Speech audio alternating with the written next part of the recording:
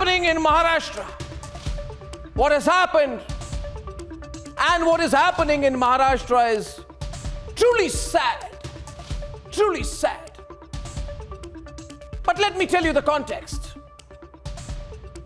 A large and important state with the financial capital of India as its political capital reduced to this kind of politics. But what else can one expect? When three parties, which have neither any ideological glue, no ideological common purpose, come together after failing in the elections, failing to get the vote of the people, and against the electoral logic, and against the electoral result, put together some clumsy post-poll coalition, they say. When things like that happen, when coalitions like this happen, ladies and gentlemen, it is destined to end up like this. Look at the situation of the Uddhav government. Three parties, of which two are breaking apart. Whatever is left of the Shiv Sena is now being put in a super luxury hotel, a dozen or so MLAs, and they're trying to protect them. Two parties breaking apart, a third which is playing safe, trying to run a government in Maharashtra. Ladies and gentlemen, half of the MLAs of the Sena have run away. A dozen Congress MLAs are trying to run. The third party, the NCP, says whatever is happening is not my problem.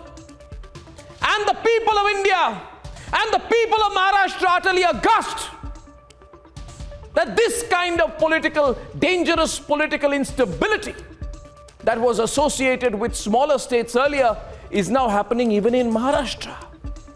It's truly sad. Yes, Uddhav will try. The Uddhav government will use its political instincts to try and survive. Looks tough as of now, but pause for a moment and ask yourself, should such a political experiment be played upon the voters? This is not politics, I'm sorry. It is ugly. It is an ugly spectacle. The MVA, or whatever is left of it, has to introspect on the cost such constant and perennial political instability takes upon the people. The Uddhav Thackeray government, or whatever is left of it, should think about the price such perennial and unfortunate political instability extracts from the process of governance. For if a government is constantly involved only in saving itself, in the morning they get up and want to save themselves, in the evening they want to save themselves politically, then aren't you right in asking, when and how can such a government actually effectively govern? And this has been much the story of the MVA government. It is this political mishmash that allowed a murderer like Sachin VAZE to run India's most dangerous extortion and crime ring while being in uniform. It is this political instability and insecurity that's so absolute in action after the brutal murder of sadhus in Palghar that allowed the police to turn into a force which, under people like PARAM sullied the uniform and misused the power.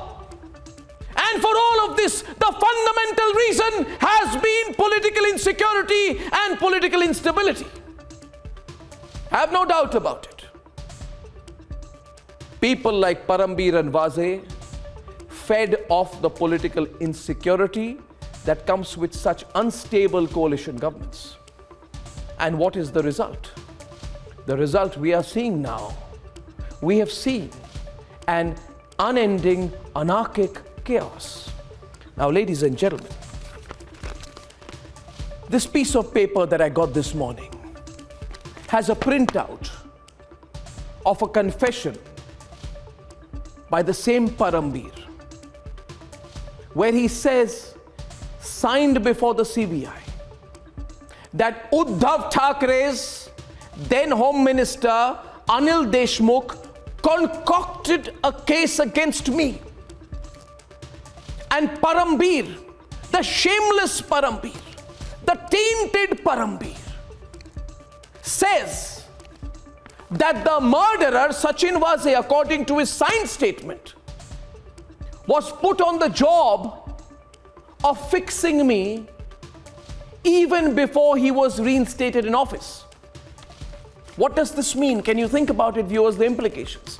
It means simply that the then Maharashtra Home Minister Anil Deshmukh openly broke all rules and norms to officially hire a criminal to fix me. Deshmukh is in jail, so I can't ask him why he did that. But again comes the fundamental point. Why do things like this happen? Why are criminals hired to fix a channel? Why are innocent citizens like Mansoor Kiran brutally killed, their body washed back by the tide? And why, ladies and gentlemen, when some independent journalists fight the injustice, are British-era laws used, as they were then, by the Uddhav Thackeray government to silence the network? And why am I asking all of this today, tonight, when the MVA government once again stumbles from one calamity to another calamity, one embarrassment to another embarrassment? Ladies and gentlemen, it is because I believe that beyond power, there needs to be a purpose. It is because I believe that beyond power, there needs to be an ideology and a commitment to the people, and not a constant commitment to just staying in office, hanging on to office. And when that commitment is not there, when that purpose is not there, when that ideology is not there, that is when the kind of instability and chaos and misuse of public office that has constantly happened, unfortunately, in the state of Maharashtra of late happens.